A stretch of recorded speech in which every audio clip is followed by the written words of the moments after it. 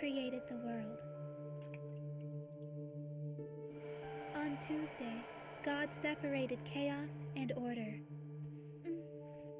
On Wednesday, God went into meticulous detail, creating the many wonders of this earth.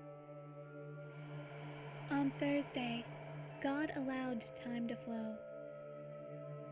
Well, everyone, see you tomorrow.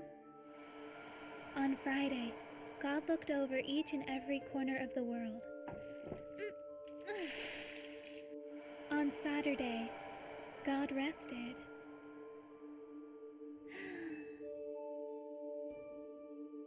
But on Sunday, God abandoned us.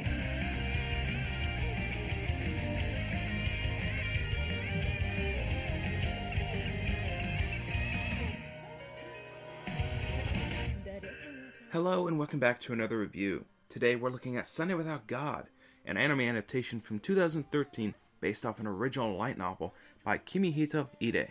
Taking place in a fantasy world in what I would assume to be the early 19th century, in this world God abandons society and all living things. Before leaving he said, "The other side has reached its limit. It won't be long till this world comes to an end. It appears as though I've failed." Having left the world, humanity has lost the ability to reproduce and die. Babies can no longer be born, and people can no longer pass away. Even through acts of murder or any normal means, death is impossible. To combat this fate, God bestowed gravekeepers upon the world. Gravekeepers' sole purpose is to protect the living and to bury those who are deceased, as it's the only way for those who have died to truly rest in peace. The entirety of Sunday Without God's story takes place 15 years later, as we are introduced to a young gravekeeper named Ai. Ai lives in a small village with a population of roughly 47 people. She spends her days digging graves for the potential deceased she'll someday have to bury. Her mother was a former gravekeeper, but upon her death, the villagers placed the duty of gravekeeper to Ai at the young age of 7. Ai stays diligent though, even with a rough job as she does.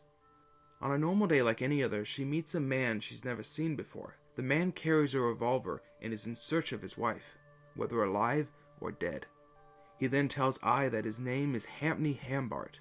Ai remembers this name as she remembers a long time ago when her mother talked about her father. Because of this, Ai believes him to be her long-lost father. Hampney then leaves Ai, denying the accusation, since he had no recollection of ever having a daughter. Later that day, Ai finds that her whole village had been murdered by Hampney. In reality, Hampney does this to show her that they'd been dead this whole time, and to also show that the villagers' minds started to deteriorate over the course of being dead for so long.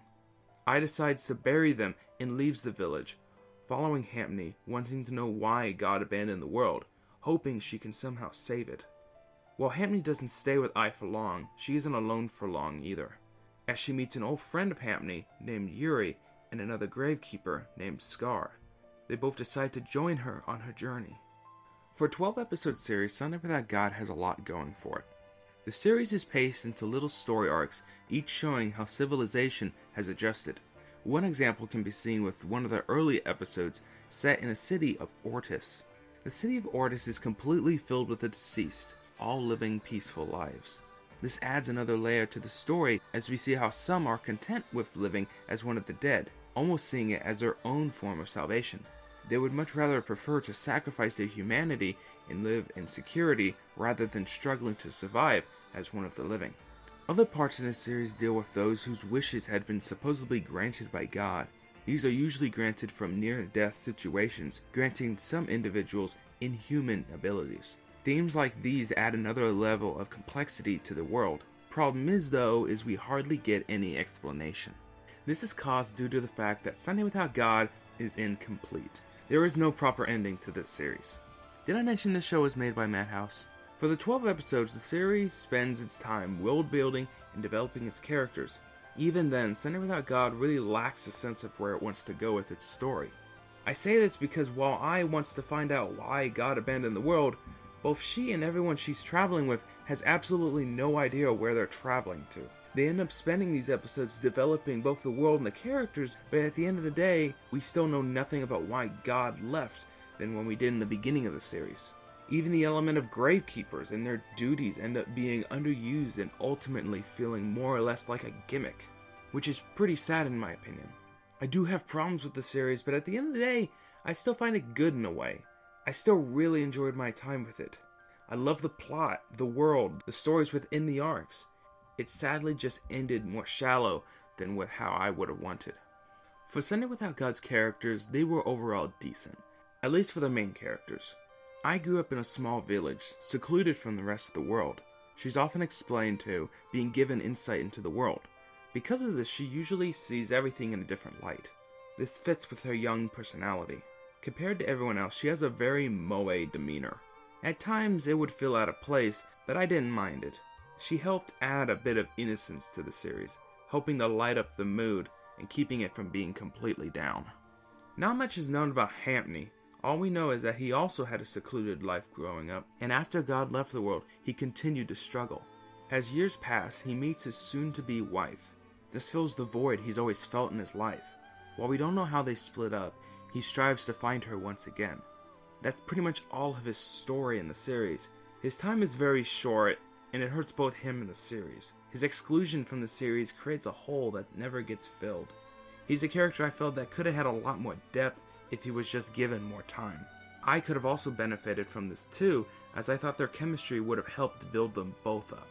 Characters like Yuri and Scar don't really serve much of a purpose. They just decide to go with Ai and not having any real personal ambition. I can understand Scar going to carry out her duties as a gravekeeper, and even Yuri just for the sake of keeping Ai safe, but that's all. Scar does have an episode to herself, building her up slightly, and Yuri over time ends up playing somewhat of a father figure role to the group. But other than that, I felt their characters could have been fleshed out more. Now the side characters are a different story. The majority of the side characters got really solid backstories, and it really fit well with the world of Sunday Without God. When it comes to the characters, they were the highlights. Moving on to the animation, if you haven't already noticed, this show is gorgeous. Sunday Without God was animated by Studio Madhouse, like I mentioned earlier. While only being roughly 3 years old at this point, it's still one of their best looking shows to date. Even back in 2013, with shows like Psycho-Pass finishing and Attack on Titan airing, Sunday Without God stands out as one of the best looking shows from that year. The scenery and the waves of light you see flying around looked great. To quote someone from the series, "The world looks as if heaven came to earth." I noticed a few dips in some of the character models at times, but that was it. Now talking about the dub for a little bit, as some may or may not know, I'm not particularly fond of Sentai Filmwork dubs. It's usually a matter of the writing just doesn't win me over, or the voice actors aren't fitting the characters, or the performances just feel half-assed at times. But Sunday Without God's dub was a pleasant surprise. It's no way perfect, just watch some of the beginning episodes and you'll see what I mean. I thought that everyone's voices fit for their respected roles, performances on the other hand just weren't always the best.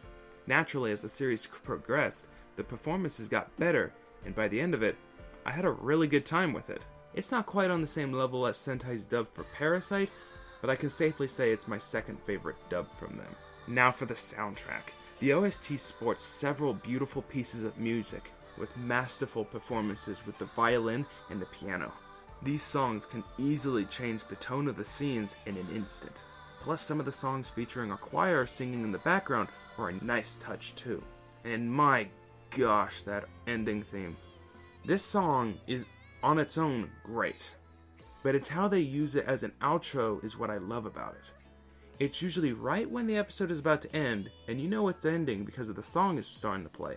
And the episode ends right when the chorus kicks in, and the impact it makes is amazing.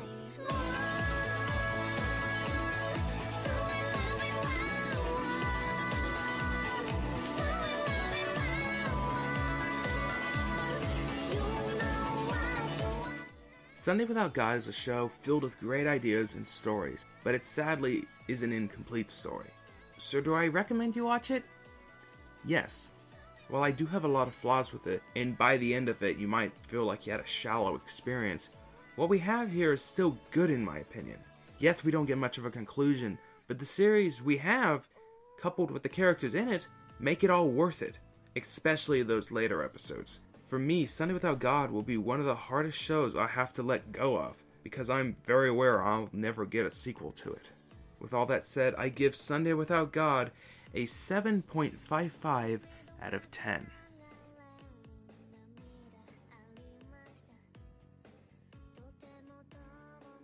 Thank you all for watching this SLtheFMA review. Tell me what you thought in the comments section below, or hit me up on Twitter and tell me what you thought. And until the next time we meet again.